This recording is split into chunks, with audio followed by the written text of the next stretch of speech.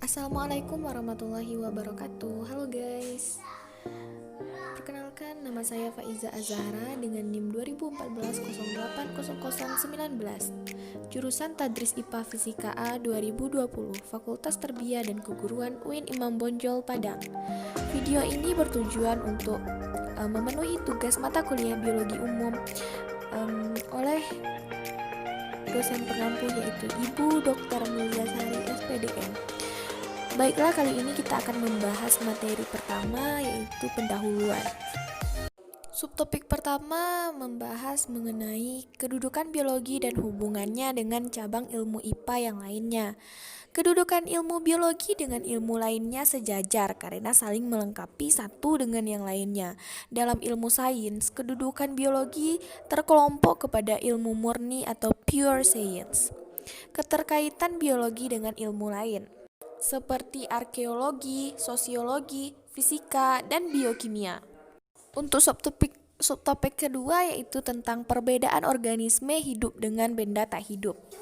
Adapun perbedaan utama antara makhluk hidup dan makhluk tak hidup adalah makhluk hidup merupakan organisme yang hidup dan tersusun dari sel dan jaringan, sedangkan makhluk tidak hidup merupakan suatu benda yang tidak menunjukkan tanda-tanda kehidupan. Selanjutnya, makhluk hidup memiliki kapasitas untuk mereproduksi dirinya sendiri, sementara itu makhluk tak hidup mereka tidak bisa kecuali direproduksi oleh benda hidup. Misalnya, suku cadang mobil dibuat oleh manusia. Materi selanjutnya mengenai organisasi kehidupan. Sel yaitu unit kehidupan yang paling kecil atau protozoa bakteri. Yang kedua, jaringan, sekumpulan sel yang memiliki bentuk dan fungsi yang sama atau porifera dan coleanterata. Yang ketiga, organ, kumpulan jaringan yang mempunyai fungsi tertentu atau jantung, paru-paru, dan lambung. Sistem organ, yaitu susunan dari beberapa organ atau pembuluh darah.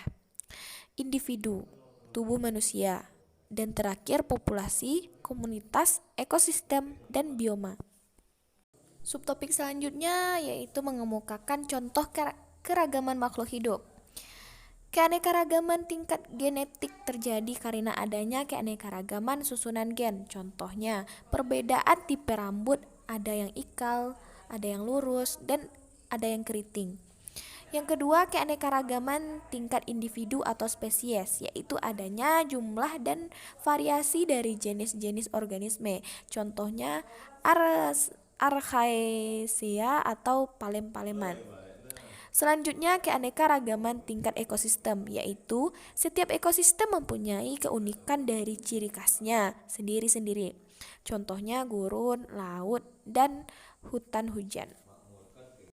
Subtopik berikutnya yaitu mengenai cara saintis bekerja dengan langkah-langkah ilmiah.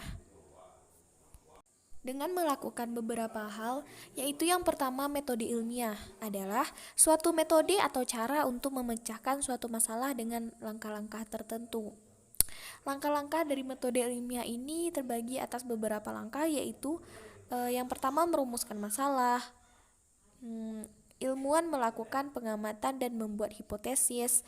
Prediksi yang dibuat berdasarkan hipotesis diuji dengan melakukan percobaan atau eksperimen. Dan terakhir, hipotesis yang telah lolos uji berkali-kali dapat menjadi teori ilmiah. Untuk subtopik selanjutnya yaitu perkembangan biologi dari masa ke masa. Dari tahun ke tahun, perkembangan dunia sains maju sangat pesat dibarengi dengan penemuan-penemuan teknologi yang menunjang kecepatan peneliti dalam bidang sains. Di antaranya yang dihasilkan yaitu meledaknya konsumsi manusia telah menyebabkan penurunan 60% di semua satwa liar antara tahun 1970 dan 2014. Pakistan cetak suhu terpanas di bulan April pada tahun 2017. Subtopik terakhir yaitu mengenai integrasi biologi Islam dan sains.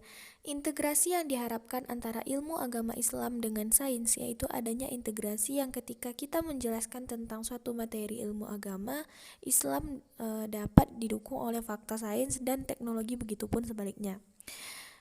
pengintegrasian di dalam satu dan beberapa disiplin ilmu, misalnya antara tema integrasi nilai-nilai keislaman dalam pembelajaran biologi yang ada dalam bidang ilmu sosial, bidang ilmu alam, dan teknologi.